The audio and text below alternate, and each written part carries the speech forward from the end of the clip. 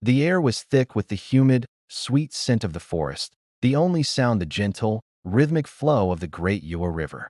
Nala, her face illuminated by the silver crescent moon, sat on a smooth river stone, humming a timeless lullaby to her 7-year-old daughter, Zuri, whose head rested in her lap. It was a perfect, peaceful moment, the kind that parents archive in their hearts as proof of life's purest joy. Suddenly, a shift in the current, a sudden, deep, sucking gulp from the water that silenced the night's crickets. Before Ekon, who was tending a nearby fishing net, could turn, a spectral mist rose from the river. It swirled around Zuri, cold and quick, an unwelcome spirit from the deep places of the earth. Nala screamed, her gentle voice tearing through the stillness as she lunged to pull Zuri back, her fingers brushing the cotton of the child's dress. Ekon threw himself forward, his strong arms reaching, but they were too late. The mist, with Zuri now enveloped within it, recoiled back into the dark heart of the water as swiftly as it had appeared, leaving no ripple behind, only a deafening, horrifying silence. Ekon and Nala stood side by side in the shallows for hours until dawn, their tears mingling with the river water, their hands clutching at nothing but air. The sun rose on two souls instantly shattered, their lives irrevocably split into the before and the agonizing after. They knew in the deepest part of their grief that their child was not simply drowned. She was taken. Months passed, turning into a year, and the vibrancy of Ekon and Nala's home became a muted, echoing shell. Nala's magnificent voice, once the joy of the village, was reduced to a hoarse whisper, unable to sing anything but silent, aching dirges. Her gaze was perpetually fixed on Zuri's abandoned woven doll, placed tenderly beside the cold hearth. Ekon, the strong elder, found his counsel and wisdom failing him, his shoulders bowed beneath a weight no one could lift. He would sit for hours by the window, watching the children of the village play, his face a mask of longing and self-reproach, convinced he had failed to protect the most precious thing given to him. The village whispered of a water spirit's curse, but the parents just felt the raw, unending agony of a physical missing. One stormy night, as the rain hammered the roof, Nala finally broke, clutching Ekon, their grief a physical thing tearing them apart. "It is my fault, Ekon. I brought her to the river. I was singing when I should have been watching," she choked out, her body trembling with a mixture of sorrow and misplaced guilt. Ekon held her tight, his own tears finally breaking free and soaking into her worn fabric. "No, my Nala, do not speak of fault. We only loved. We only gave her life," he whispered, knowing his words were cold comfort against the fierce, unforgiving heat of their shared emptiness. This vulnerability, this raw, exposed love, was the only thing holding their two broken halves together. Driven by desperation, Ekon and Nala sought the counsel of the most revered shaman, Baba Kofi, a man whose sight reached into the deepest, darkest corners of the spirit world. The air in his hut was thick with the smoke of ancient herbs and the murmur of unseen entities, creating a suffocating, fearful atmosphere. Baba Kofi listened to their tale, his eyes closed, his face reflecting a profound, unsettling apprehension. Finally, he opened his eyes, and his voice was a deep, gravelly warning. The child, Zuri, did not perish. She was taken by the Mami Wada Kuma, the shadow water spirit, who feeds on pure, parental grief. He struck the ground with his staff, causing the small idols to rattle in fear. "The spirit keeps her alive, but twisted. It is using your love as a tether to this world." Baba Kofi's gaze pierced them, his words a chilling knife. "She will return, but she will not be the Zuri you knew. She will be a vessel of the shadow, and her task will be to drain you, not of life, but of all your joy and peace. She will hurt you with the very knowledge of your own love." The parents stared, their hearts turning to stone within their chests at the prophecy of a monstrous return. He gave them a final, grave instruction. "When she returns, you must show her the love that only a parent knows, even when she strikes you. It is the only thing that can break the shadow's binding, but it will be the most painful thing you will ever do." Ekon and Nala left the shrine, carrying not hope, but a paralyzing terror, now waiting for the impossible, painful return. 3 years after the tragic event, on a dry, windless afternoon, Ekon was drawing water at the village well. The silence was suddenly broken by a faint, ghostly whisper carried on a breeze that came from nowhere.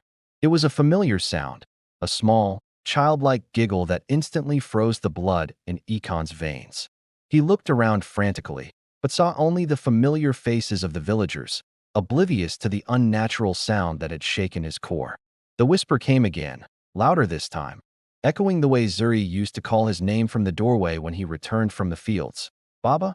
Baba. Ekon dropped the heavy clay pot. The sound of the shattering ceramic a jarring explosion against the stillness of the afternoon. Tears welled in his eyes, but they were tears of fear, not joy, remembering Baba Kofi's terrifying warning. He knew this was the sign. The Shadow's vessel was near. He ran back to the hut, his legs pumping with a frantic, desperate energy, his throat tight with a fear he couldn't name. He found Nala tending to her small garden, a rare moment of quiet solace. He gripped her shoulders, his voice strained and barely audible. She is here, Nala. I heard her. The Shadow has sent her back. The rare moment of peace evaporated, replaced by the chilling dread of the inevitable confrontation. That night, a storm brewed, mirroring the turmoil in the parents' hearts. They sat huddled together by the faint glow of an oil lamp, their eyes wide and fixed on the sturdy wooden door, waiting for the manifestation of their deepest fear. Every creak of the wood, every gust of wind, sounded like a footstep. Around midnight, a gentle, insistent knock came. It was too soft for a stranger, too deliberate for the wind. Ekon slowly, painstakingly, lifted the heavy wooden latch. Standing silhouetted against the stormy night, dripping wet but unharmed, was a girl who looked exactly like Zuri, only older, perhaps 10, her eyes too large and too dark for her face. Mama, Baba, I came home, the girl said, her voice a hollow, flat imitation of Zuri's cheerful chirp. Nala cried out, a sound that was half relief and half pure horror, and rushed forward. She enveloped the girl in a crushing embrace, weeping uncontrollably. But the girl stood stiffly, unresponsive, her arms hanging limp at her sides, her eyes fixed on something distant. As Nala pulled back to look at her, she saw a faint, almost imperceptible shadow shift beneath the girl's skin, like dark water moving in a clear glass. A coldness emanated from the child, freezing the air around them. Ekon, watching from the doorway, whispered a silent, desperate prayer. Give us strength to love the shadow in her. The real torture was about to begin. The next day, Zuri was bathed, fed, and led into her old room, which Nala had kept immaculate for 3 years. The room was a museum of her childhood. The woven doll, the small wooden animals Ekon carved, the walls covered in her faint charcoal drawings. Nala watched, her heart soaring with fragile hope, as Zuri's dark eyes scanned the familiar space. Nala held up the worn, beloved doll. Do you remember your Aku, my heart? You slept with her every night, she prompted gently, her voice thick with emotion, anticipating the joyful rush of memory. Zuri took the doll, but her face remained utterly blank, devoid of any spark of recognition or affection. She turned the doll over in her hand once, inspecting it with the detached curiosity of a scientist viewing a specimen. Then, with a chilling lack of emotion, Zuri tossed the doll directly into the flickering hearth fire. Nala gasped, a small, choked sound of pain, watching the beloved object catch fire, her own memory burning with it. It is only a thing, Zuri stated flatly, her eyes cold and steady, watching Nala's face contort with grief. Ekon pulled Nala back as she wept, hugging her fiercely. He remembered the shaman's words.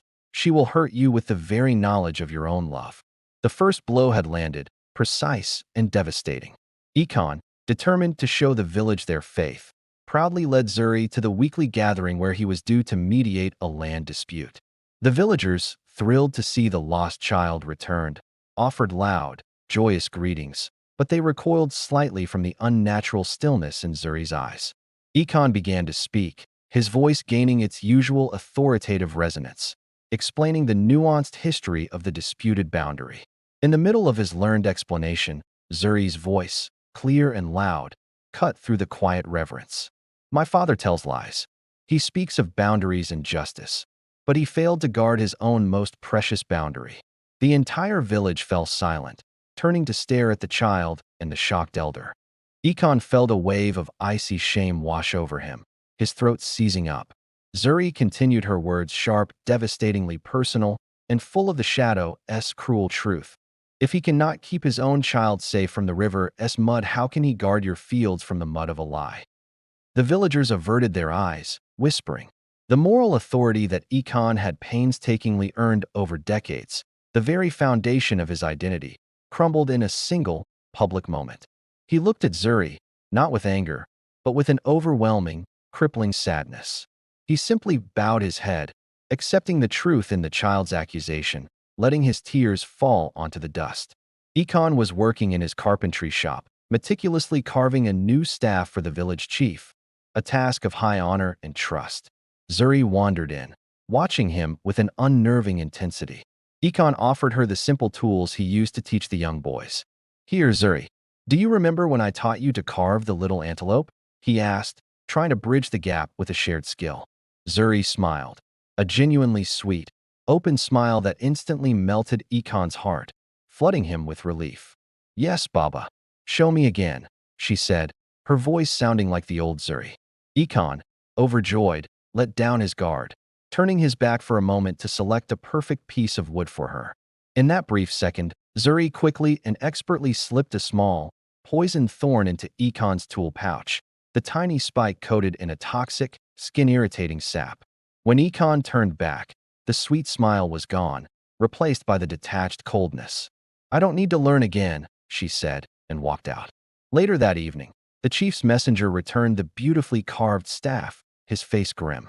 Ekon, confused, saw that the staff was ruined, covered in deep, unsightly gouges. The messenger sadly explained that the chief had pricked his hand on a poisoned thorn Ekon's apprentice had placed in the staff, and now the village was asking who Ekon trusted. The betrayal was complete, striking at Ekon's reputation and his trust in his own kin, a hurt deeper than any physical blow. The relentless emotional assaults had taken their toll. Nala was weak, barely eating, the darkness in her daughter draining her spirit. Ekon, weary and publicly disgraced, sat vigil by her side. Zuri walked in, her face dark with the shadow's triumphant energy. She stood over Nala's frail form and delivered the final, calculated blow. She is dying because of me, Zuri announced, her voice a cruel sing-song. But you can save her, Baba. Tonight, you must take my place. Return to the river with me. If you walk into the water and offer yourself to the Kuma in my stead, she will be well, and I will be free. Trade your life for hers and your wife's peace. Ekon looked from his dying wife to his heartless child, then up at the moon. The choice was a terrifying, impossible agony. He stood up, steadying himself. He walked to Zuri and gently placed his calloused hands on her shoulders. I love you, my daughter, he said, his voice raw but firm. And I love your mother. There is no question. He then knelt, not in surrender, but in a final act of pure, unconditional love. Take me, he whispered to the surrounding shadows, his eyes locked on Zuri's. I offer myself. The Kuma has won the trade. He closed his eyes, ready to embrace the river's darkness.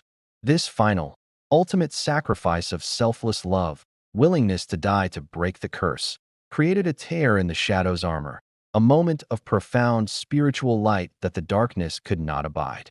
As Ekon closed his eyes, ready to step into the frigid, dark water, a faint, almost imperceptible sound broke the spell, a small, choked sob. It did not come from Ekon, but from Zuri. For the first time since her return, the dark, flat look in her eyes fractured, replaced by a swift, blinding moment of pure, horrifying recognition. The shadow within her recoiled, thrashing like a trapped serpent. Zuri screamed, not a sound of hatred, but of desperate, childlike terror and pain, clutching her head as if trying to tear the darkness out. No, I don't want to hurt him. Stop, she cried out, her true voice, the voice of the lost Zuri, piercing through the shadow's veil. Ekon opened his eyes and saw the fight happening within her. He did not hesitate.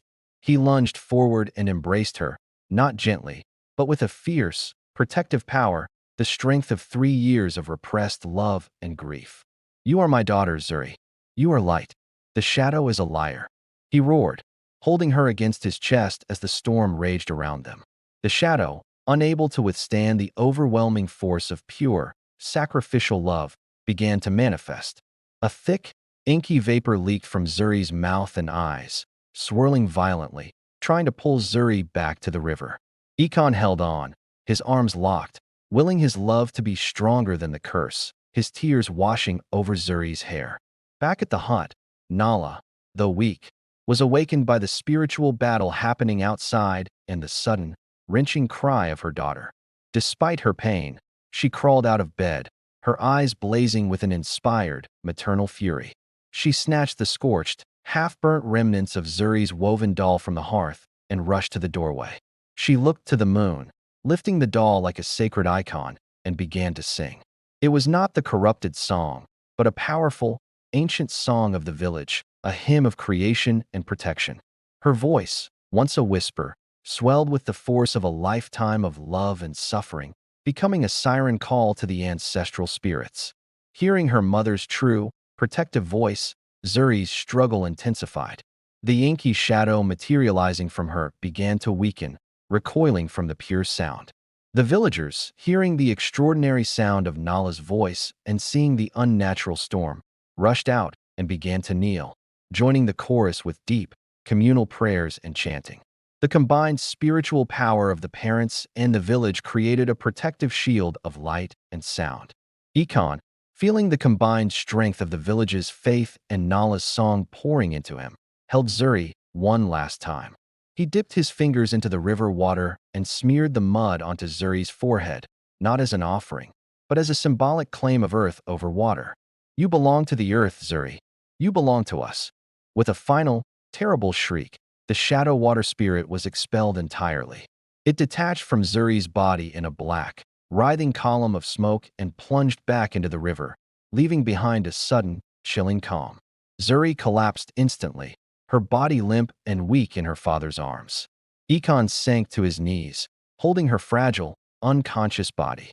He looked down at her face, and for the first time, he saw no darkness, no malice, only the pale, innocent exhaustion of his true, beloved daughter. The curse was broken. He wept, his tears falling onto her cheek, not tears of grief, but of overwhelming, impossible relief. Weeks later, the village held a joyous celebration, a feast not just of food, but of community and forgiveness. Ikon, having explained the shadow's curse, was fully restored as a respected elder. Zuri, though bearing the faint, ghostly memory of her dark actions, was enveloped in the unconditional love of her parents and the gentle acceptance of the community. She was quieter now, profoundly empathetic, understanding the true cost of pain. Nala, her heart healed, sang again, her voice richer and more beautiful than ever, filled with the joy of redemption.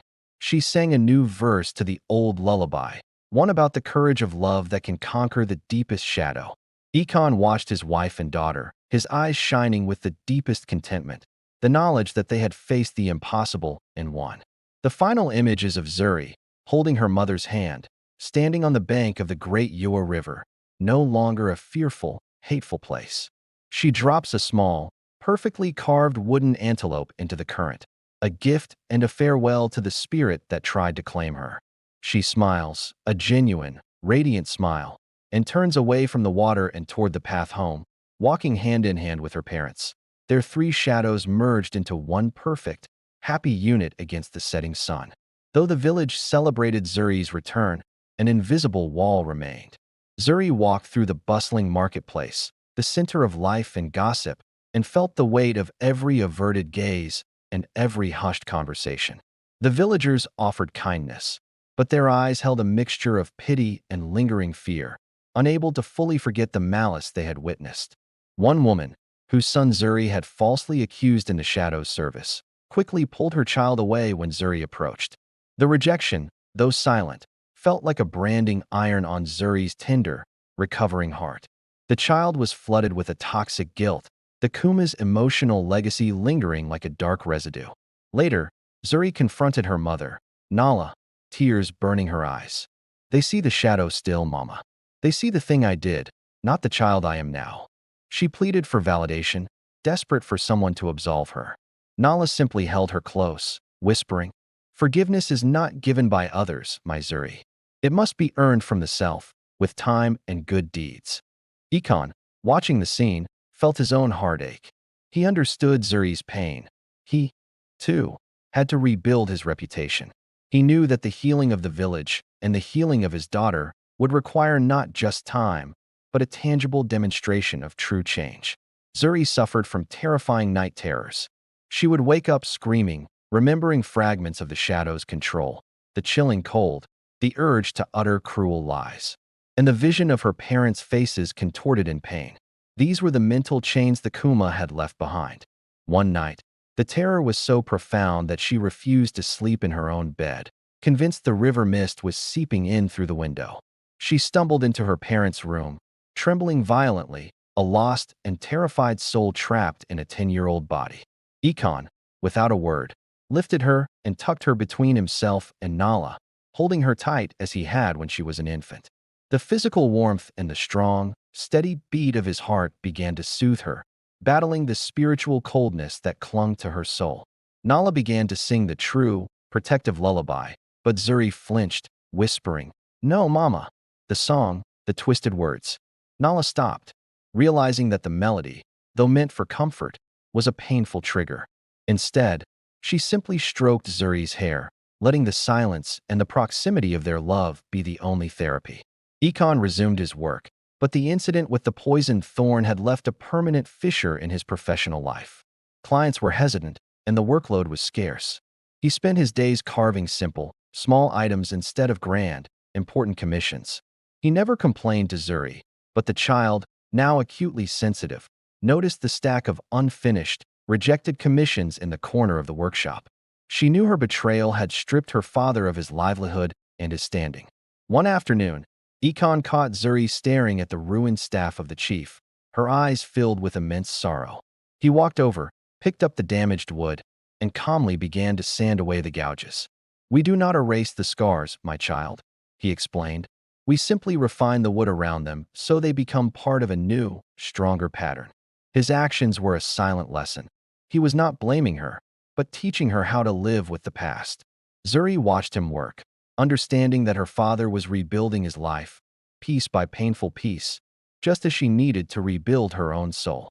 Zuri decided that words of apology were not enough. She spent days secretly weaving a small, beautiful tapestry depicting the woman's son being protected by the great egret, the symbol in Nala's lullaby. It was a silent, tangible offering of her regret. She crept to the woman's hut and left the tapestry by the door, then ran away before she could be seen. A little while later, she hid behind a tree and watched the woman find the gift. The woman looked at the intricate weaving, then scanned the empty pathway. She finally understood the depth of the child's remorse. A single, slow tear traced a path down the woman's cheek, a tear not of anger, but of dawning understanding and forgiveness. Though Zuri remained unseen, she felt the lightness of the woman's forgiveness lift a corner of the heavy guilt she carried. It was the first step towards self-acceptance, knowing that her actions could now bring peace, not pain. Ikon, seeing the immense emotional struggle Zuri was undergoing, decided it was time to share his own burden and confess his part in her suffering. He gathered Zuri and Nala by the fire, the flames casting dancing, intimate shadows. He spoke about the terrifying night she was taken, admitting that for the first year, he harbored a secret paralyzing fear that she had somehow chosen to leave them, or that his love had not been strong enough to protect her. "That doubt, my Zuri, was my own shadow," he confessed, his voice thick with emotion. "When you returned and hurt us, I was hurt not just by your actions, but by the confirmation of my deepest, darkest fear." He continued, "I let my fear overshadow the truth, that you were suffering too. For that, I ask your forgiveness." Zuri and Nala were stunned into silence. Ikon's vulnerability, his willingness to show his own imperfection, shattered the illusion of the perfect, unbreakable father. It allowed Zuri to see that even strength carries scars, and that healing is a shared journey. Inspired by Ikon's confession, Nala decided it was time to let go of her most painful guilt, the memory of singing the lullaby on the night Zuri was taken. She felt the song was cursed, believing her happiness had summoned the Kuma. She retrieved a small, carved wooden songbird Ikon had made for her. She walked to the hearth, where the doll had burned, and stared at the ashes. With a deep, shuddering breath, she placed the songbird in the flames, sacrificing her favorite object to symbolically cleanse the memory of the song. Zuri rushed to stop her, but Nala held up her hand. The song is innocent, Zuri. My love is innocent. The shadow made me fear my own joy. I will not let it rule my voice anymore. Nala then turned to Zuri and began to sing the true lullaby, fully and robustly. This time, Zuri listened without flinching. The melody, now free of the dark association, filled the room, a beautiful, protective sound. Nala's tears were tears of release, of reclaiming her spirit. Zuri was helping her father clear rocks from a field, a simple, honest task. Ikon told her a ridiculously exaggerated story about a mischievous forest spirit who hid his tools, complete with goofy gestures and a silly voice. Zuri listened, her face passive, but as Ikon finished the punchline, describing the spirit tripping over a root, something inside her broke. A pure, unadulterated giggle escaped her lips, quickly turning into a cascade of true, chest-shaking laughter. Ikon stopped, his eyes widening. He had not heard that sound in years. The laugh was bright, innocent, and totally free of the coldness that had defined her return. He joined her, his laughter mingling with hers, tears of joy welling in his eyes. This moment, this simple, shared burst of happiness, was a definitive turning point. It proved that the spirit of the Kuma had been truly exorcised, and that Zuri's fundamental, beautiful nature was finally returning to the surface. Ikon decided to make a dramatic gesture to solidify the family's healing and Zuri's redemption. He was asked to carve a new, ceremonial wooden seal for the village council, a high-stakes task requiring absolute precision and trust. He gathered his tools, but instead of starting the work himself, he walked over to Zuri, who was now often found quietly carving her own small, simple figures.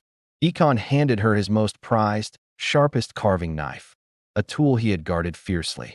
"This is the seal, Zuri," Ikon said, pointing to the blank wood. "I cannot trust anyone else but you to hold the beginning of this work. Start the first cut. Put your heart and your new self into it." Zuri's hand trembled as she accepted the knife, the weight of the trust almost overwhelming. She carefully, deliberately, made the first perfect, clean cut. This act symbolized not just Ikon's faith in her, but Zuri's acceptance of her own innate goodness, finally able to create instead of destroy. Despite the emotional progress, Zuri still suffered from a physical oddity. Her left hand, the hand she had used to place the thorn in Ikon's pouch, remained perpetually cold, even on the hottest days. The villagers noticed, whispering that the shadow had left its mark. One afternoon, while playing a game, Zuri's cold hand brushed against another child, who quickly recoiled, complaining of the icy touch. Zuri snatched her hand back, the small rejection confirming her fear that she was still tainted. Ikon took her hand and examined it. He realized the coldness was not physical but metaphysical. A small, localized spiritual chill, the echo of the Kuma's power still lingering where it had performed its most malicious act.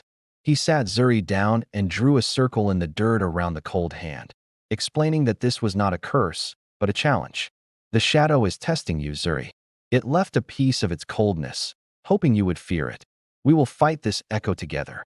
Ikon and Nala, recognizing the lingering spiritual issue, reluctantly returned to Baba Kofi. The shaman greeted them with a knowing look. "The shadow does not lose without a final trick," he said, confirming Ikon's fears. Baba Kofi explained that the Kuma had left an EG, or echo, to keep Zuri isolated and to drain her parents' hard-won peace slowly. "It is a tether," he explained, "a knot that must be unraveled, not cut." The solution, the shaman revealed, was complex and dangerous. Zuri, and only Zuri, must perform a ritual. She had to gather 3 sacred, impossibly rare items that represented the opposite of the shadow's influence: purity, selflessness, and joy. The parents were terrified, but Zuri, now resolute, stood tall. "I will go, Baba Kofi. It is my darkness, and I must bring the light to it," she declared, showing a maturity far beyond her years, ready to accept the dangerous responsibility. The first item was the tear of the high egret, a symbol of purity, said to fall only when the great bird witnessed a selfless act of love. Zuri, accompanied by Ikon, began the difficult climb to the highest mountain peak. The journey was treacherous, demanding physical endurance Zuri hadn't known she possessed. Ikon was careful not to help her unless she was in direct danger, forcing her to rely on her own strength. On the peak, they witnessed a powerful moment. A mother egret defending her chick from a predatory hawk, the mother sacrificing her comfort to draw the hawk's attention. As the mother egret flew to safety, a single, crystal drop of water fell from her eye onto a mossy rock. Zuri collected it reverently in a carved gourd. Zuri and Ikon shared a deep, unspoken moment of connection. The physical hardship had strengthened Zuri's body, and witnessing pure, primal maternal love had strengthened her spirit. The second item was the bloom of the sunken flower, a flower that only grows in a deep, sunless grove, its fragrance given freely to the air despite its perpetual darkness. It symbolized selflessness. Nala, determined to protect her daughter, joined Zuri on this leg of the quest. The grove was claustrophobic and dark, filled with strange, unsettling shadows. Zuri had to descend into a deep, muddy hollow alone, forcing Nala to wait anxiously above. The darkness triggered Zuri's fear of the shadow's return. As Zuri reached the bottom, she found the flower, but it was being guarded by a colony of aggressive, stinging insects. Zuri, remembering the flower's selflessness, did not crush the insects, but carefully moved them away one by one, sacrificing her comfort and enduring painful stings to protect their lives and retrieve the bloom. When she climbed out, stung and muddy, Nala rushed to treat her wounds, her tears falling as she bandaged Zuri's swollen hands. Zuri had endured pain for the sake of a higher principle, demonstrating the selfless courage Nala had always hoped she would possess. The final item was the echo of the ancestral drum, a sound that only occurs when a moment of pure, unbridled, collective joy is experienced near the hidden, sacred waterfall. Zuri had to find a way to summon joy in a place known only for quiet contemplation. Zuri returned to the village and, without telling her parents, rallied the younger children. She taught them a rhythmic clap and a silly, improvised dance, leading them away from the village in secret. At the waterfall, the children, free from adult observation, began to dance with total, uninhibited joy. Zuri, leading the rhythm, finally let herself go, dancing wildly, her face bright with genuine happiness. As they reached a crescendo of laughter and movement, a resonant, deep thrum echoed from the rocks around the falls. Zuri realized the echo of the ancestral drum was not a physical thing, but a sound captured in a small, hollow rock near the falls, a tiny vessel of pure happiness. She collected the rock, her heart soaring with the knowledge that she had created joy. Zuri returned home, triumphant, placing the three sacred items, the tear, the bloom, and the echo, on a small altar. The small collection radiated a soft, warm light that made the chill in her hand momentarily disappear. But as she reached for the items, the shadow's echo in her hand rebelled. Her hand suddenly clamped shut, refusing to touch the objects of light. Zuri struggled, trying to force her fingers open, but the hand was locked in a painful, icy spasm. She cried out to Ikon and Nala, panic in her voice. The echo was refusing to be healed, making a final, desperate attempt to maintain its hold. The hand was not just cold now. It was burning with an internal, spiritual frost. Ikon, remembering the shaman's warning that the knot must be unraveled, grabbed the hand. He did not pull or fight the spasm. Instead, he gently massaged Zuri's wrist, whispering the names of her ancestors, channeling their strength and his love through his touch. The spasm slowly released, allowing her to touch the sacred items. Under the watchful eye of Baba Kofi, Zuri began the final, dangerous ritual. She sat cross-legged, holding the three items in her now free hand. She had to internalize their meaning and offer them back to her own soul. First, she crushed the bloom of the sunken flower, selflessness, and smeared the fragrant paste on her chest, right over her heart. She then pressed the tear of the high egret, purity, to her cold hand. As the tear touched her skin, a searing, white heat erupted from her hand, a final battle between the celestial purity and the deep-sea chill of the shadow. Zuri screamed in pain, but held fast, seeing her parents' resolute faces in her mind. Finally, she placed the echo of the ancestral drum, joy, to her ear and listened. The faint, happy drumming filled her mind, drowning out the pain and the negative whispers of the shadow's past lies. Zuri returned home, exhausted but spiritually whole. That evening, the family shared a quiet meal, the atmosphere completely transformed. It was light, easy, and deeply peaceful for the first time in years. Ekon recounted the history of their people, focusing on tales of resilience and forgiveness. Nala told a hilarious story about a prank she played on her own mother when she was a child, bringing genuine laughter to the table. Zuri contributed, telling them about the funny, clumsy dance the children did at the waterfall. For the first time, she was sharing a happy memory of her own making, not reacting to a painful one.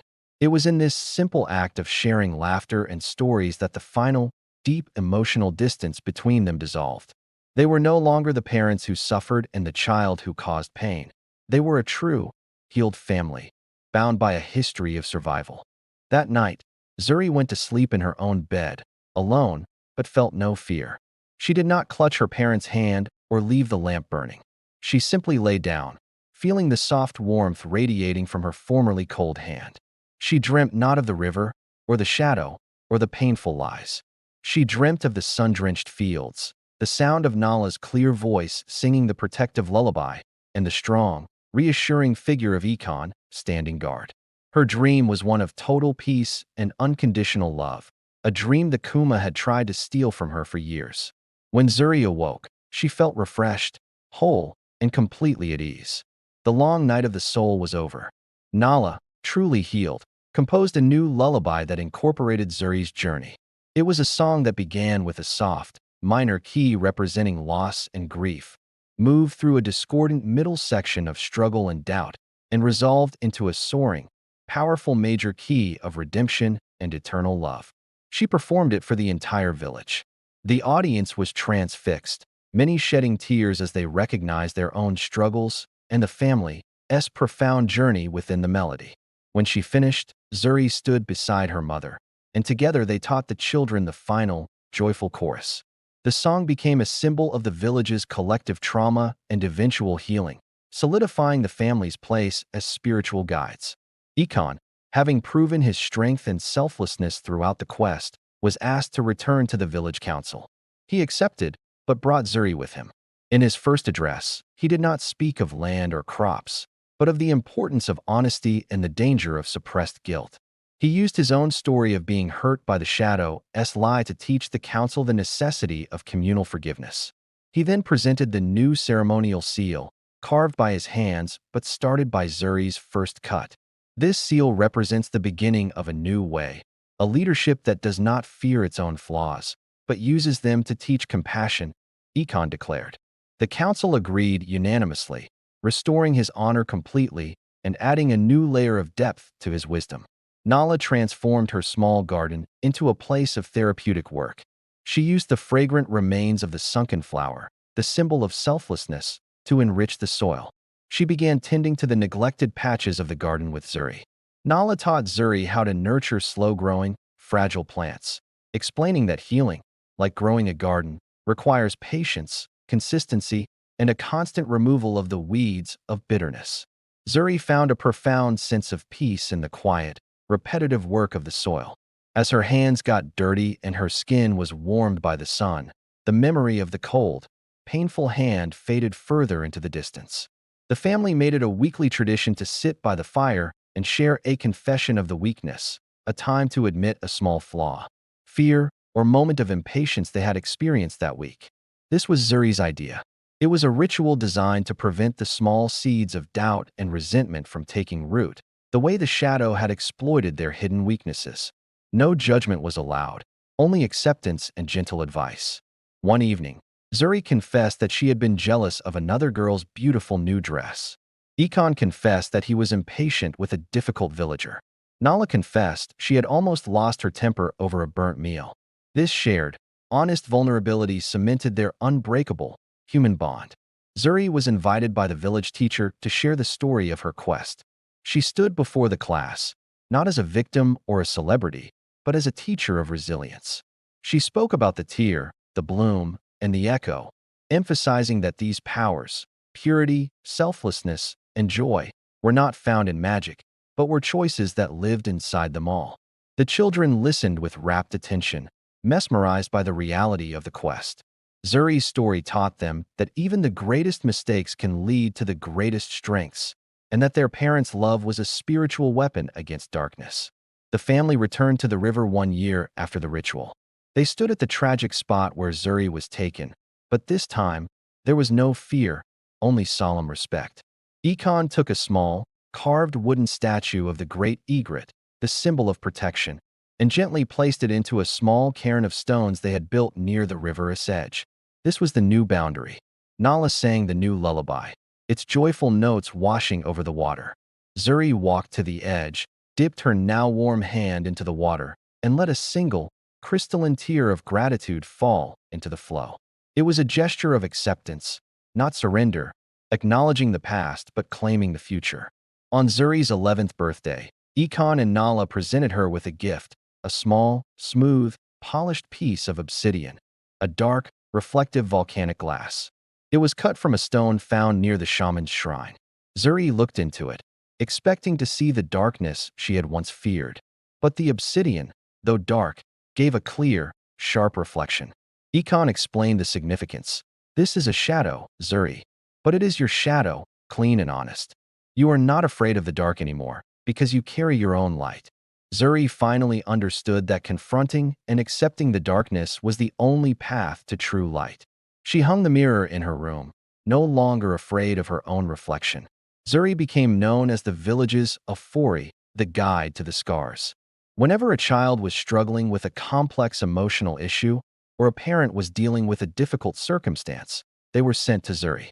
She was not a doctor or a shaman, but she was an expert in emotional pain and the long, hard road of recovery. She could look into their eyes and immediately recognize the confusion, the denial, or the quiet guilt that the shadow had taught her how to inflict. Her empathy was total, born of deep, personal experience. Ekon and Nala watched as their daughter, once the victim and the tool of darkness, became the most powerful source of healing in their community. The years passed. Zuri grew into a strong, beautiful young woman, her face marked not by bitterness, but by the quiet wisdom of a survivor. Ekon and Nala watched her thrive, their own eyes shining with the pride of a hard-won victory. One evening, Zuri sat between her parents by the fire, just as she had during the time of her torment. She reached out and took both of their hands. She looked from Ekon's strong, aged face to Nala's gentle, smiling one. "Thank you," she whispered, her voice filled with a lifetime of emotion. "Thank you for not giving up. Thank you for loving the shadow in me until I could find the light." Their tears mingled again, but these were the purest, deepest tears of joyful completion. The village organized a massive festival to celebrate the successful harvest and the enduring peace. Zuri stood on a platform beside her parents, giving a toast. She raised her cup high, not to the harvest, but to the love that endures. The entire village erupted in cheers, acknowledging the family's courage and the profound lesson they had taught the community about enduring faith. The entire family walked Zuri to the edge of the village. The moment of parting was intensely emotional. Zuri turned to face her parents, tears streaming down their faces. She hugged Ekon first, a long, deep embrace that spoke volumes of respect, gratitude, and filial love. Then, she held Nala, their hearts beating together as one. "We will sing for you every night," Nala choked out. Zuri nodded. "And I will feel your song in my heart, Mama."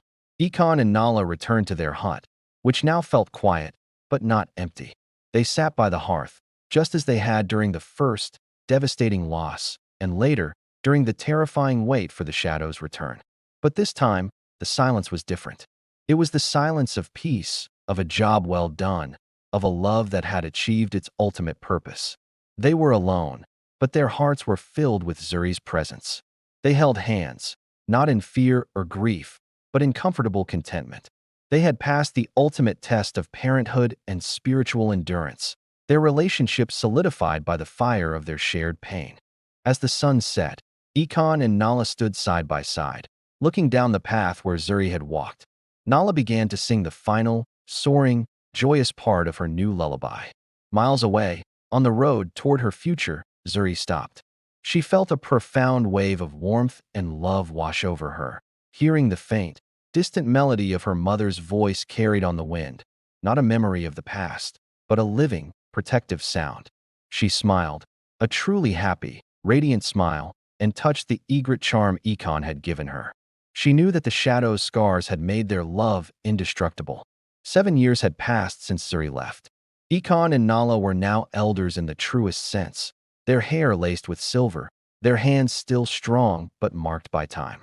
The silence in their home was now a steady, comfortable hum, yet sometimes the memory of Zuri's presence would manifest sharply. Nala sat on their porch, her eyes fixed on the small, hand-carved wooden swing Ekon had built for Zuri decades ago.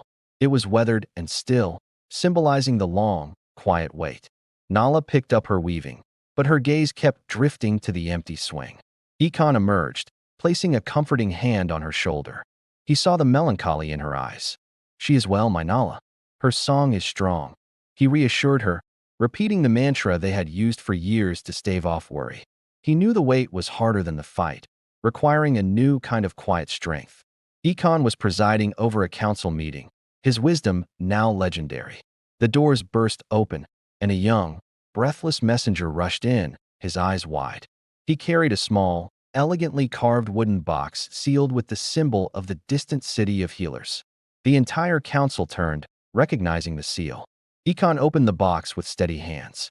Inside was a scroll and a small, perfectly preserved sunken flower bloom, its fragrance still strong, the symbol of selflessness. The scroll confirmed that Zuri had completed her training with honors and was now known throughout the city as a Mwana Wamwanga, a child of light, famous for her profound understanding of the suffering of the soul. Ekon read the letter aloud, his voice cracking with immense pride, tears pooling in the eyes of every elder present. A crossfade to a smoky, distant hearth in a village suffering from a mysterious, emotionally crippling sickness. A young mother sat rocking her distressed child. She was humming a familiar, soothing melody. It was Nala's new lullaby, the song of enduring love, passed down from Zuri's teaching. The young mother had heard it from a traveling merchant. The song, sung to her own child, calmed the sickness, proving that Zuri's legacy was already spreading comfort across the land. The camera pulls in close on the mother's face, showing her quiet gratitude for the unseen healer and the powerful, spiritual medicine of music and enduring faith. Ekon began working on his final, most ambitious piece, a carving for the center of the village fountain. It was to be a representation of their family's journey. He carved 3 intertwined figures, Nala, holding the lullaby's protective egret, Ekon, holding the staff of wisdom, and Zuri, holding the sunken flower. But the most important element was the tiny, realistic scar he carved into Zuri's wooden palm. He deliberately did not hide the flaw. The scar represented the truth, that their greatest strength was born from their deepest wound. It was a testament that true healing doesn't erase the past, it sanctifies it. One cool morning, Nala was gathering herbs near the path that led out of the village. She suddenly saw a large, white egret standing perfectly still in the middle of the road, facing the village. The bird was the same one from her lullaby, a powerful omen of return and protection. As Nala watched, tears blurring her vision, the egret simply bowed its head and flew off, soaring toward the direction of the city Zuri had gone to. Nala ran back to the hut, her heart pounding with certainty. Ekon, the bird, our Zuri is returning home. The years of quiet waiting instantly dissolved into a pure, ecstatic expectation. The village mobilized immediately. The news of Zuri's pending return was met with wild excitement. Children raced to pick the brightest flowers, women prepared the largest feast, and Ekon brought his finished fountain carving to the center of the square. The excitement was palpable, a mix of pure joy for the healer's return, and deep respect for the elder couple whose love had saved their child and taught them all a vital lesson. Nala, unable to stand still, put on her finest cloth and began sweeping the path that led to her hut, wanting the ground Zuri walked on to be immaculate. Ekon watched her, filled with profound love, knowing that the real celebration was the happy ending of her mother's long anxiety. The setting sun cast a golden, dramatic light across the road. Ekon and Nala stood side by side, their hands clasped tightly, watching the distant horizon. A solitary figure appeared on the road, walking with a steady, confident stride. It was a woman, no longer a child, carrying a simple wooden staff. She was tall, radiant, and instantly recognizable. As she drew closer, they could see the deep wisdom in her eyes, the kindness etched around her mouth, and the lightness that surrounded her entire being. Zuri stopped a distance away, overwhelmed by the sight of her aging, beloved parents. Zuri dropped her staff and ran. Ikon and Nala ran too, their aging legs moving with the speed of pure, raw parental instinct. They met halfway, in a collision of love and time. Nala enveloped her, burying her face in Zuri's hair, sobbing the tears that had been held back for 7 long, quiet years. "My child, my beautiful, strong Zuri," she cried, her voice choked with emotion. Ikon, his face wet with tears, took Zuri's hands, looking at them. "They are warm, my daughter. So warm." He was referencing the coldness of the shadow's echo, confirming the permanence of her healing. It was the deepest, most loving affirmation a father could give. The family walked hand in hand into the village square. Zuri paused, gazing at the beautiful fountain carving Ikon had made. She gently touched the small, symbolic scar on her carved figure's wooden hand. She looked at her father, her eyes brimming with a grateful, tearful understanding. "You honored the wound, Baba. You taught us that the scar is the proof of the healing." The entire village emerged, cheering, singing Nala's song. Zuri's voice was the loudest, joining the chorus, full of gratitude and the pure, triumphant joy of having finally, truly, returned home. The celebration subsided. Zuri sat with her parents in the quiet of their hut, their hands entwined. The circle was complete, the peace absolute.